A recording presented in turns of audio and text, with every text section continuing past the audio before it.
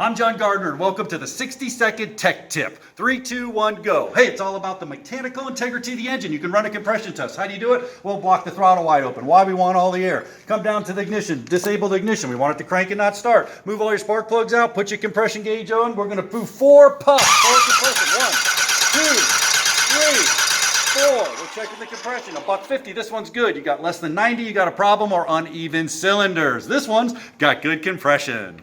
Under a minute. What are you doing? I've been here the whole time. Got my own compression test with duct tape. Ram it in there. 3, 2, 1, compression. Goodness. You knocked my tooth out. That's definitely good compression.